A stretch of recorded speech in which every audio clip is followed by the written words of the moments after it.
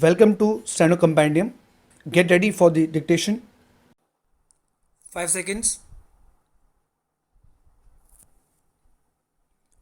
Sir, I was referring to the clause which relates to the translation of works.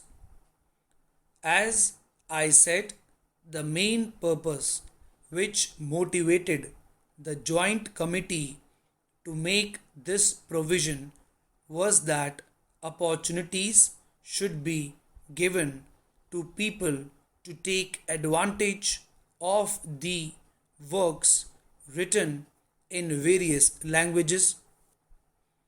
It is only through translations that culture can be disseminated in this country. Ours is not a unilingual country, it is a multilingual country. And if we put restrictions in the way of translating works, we put restrictions in the way of the advancement of knowledge itself. It is therefore necessary to make the process of translating works from one language to another an easy one.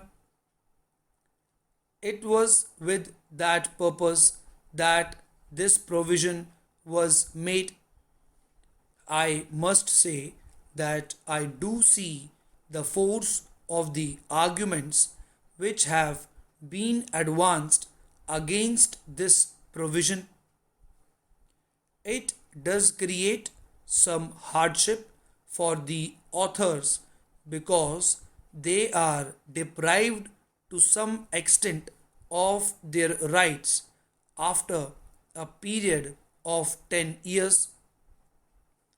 I am, however, willing to accept the amendment which has been proposed by my friend Mr. Sinha with slight alterations. There is some advantage in it. The amendment which has been moved by my friend is on the lines of the Universal Copyright Convention to which India is a signatory.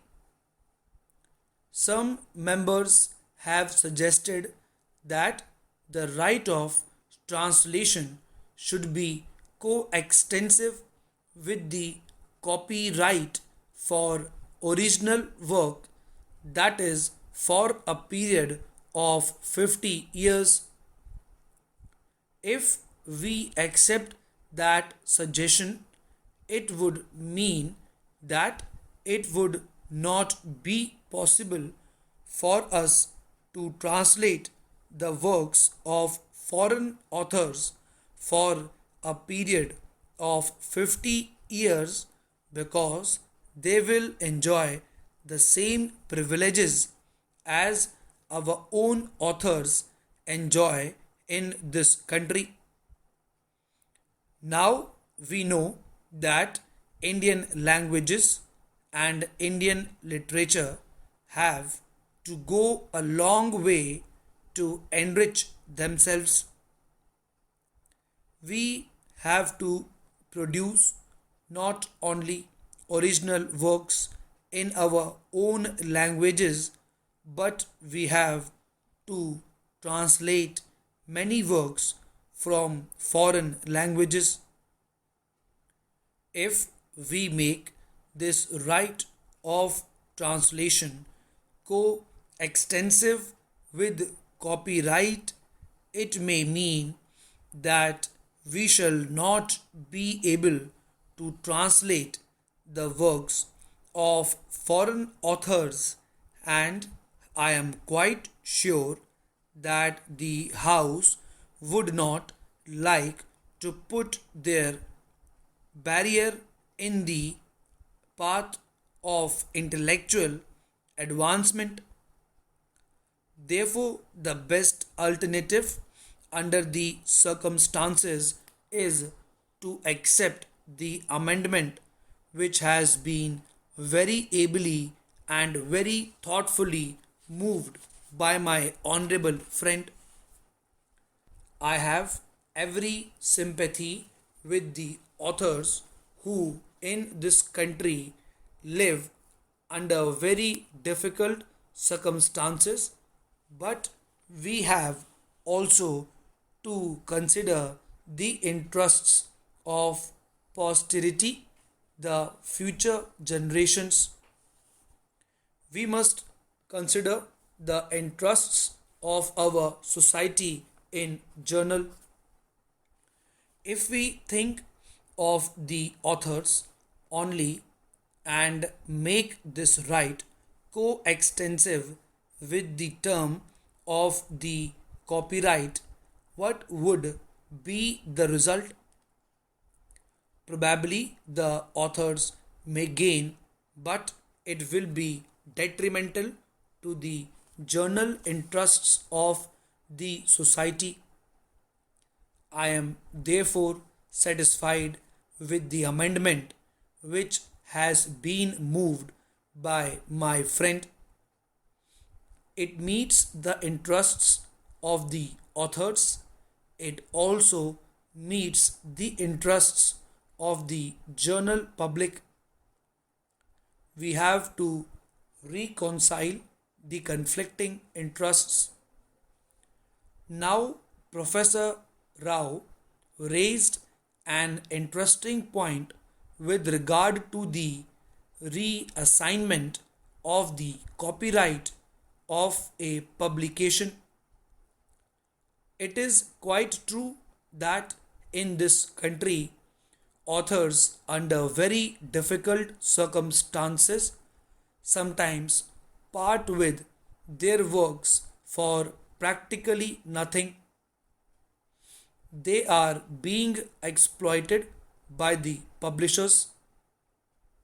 There is no denying that fact, and it was with this in view that in the original bill the government put forward a proposal that after a period of 7 years the author could get back the copyright. This question was very thoughtfully examined in the joint committee, and there were representatives in it of the various interests, including the authors themselves.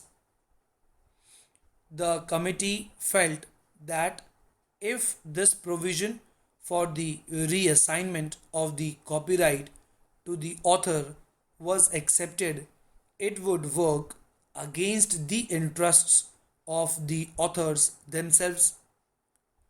The argument was that the publisher in the earlier stages makes an investment. He spends some money on advertisement. When a book is published, in order to capture the market, the publisher has to spend some money for 2 or 3 years, and just when it becomes popular and brings him a good return, the author will come to him and say, "Look here, will you please return this book to me?"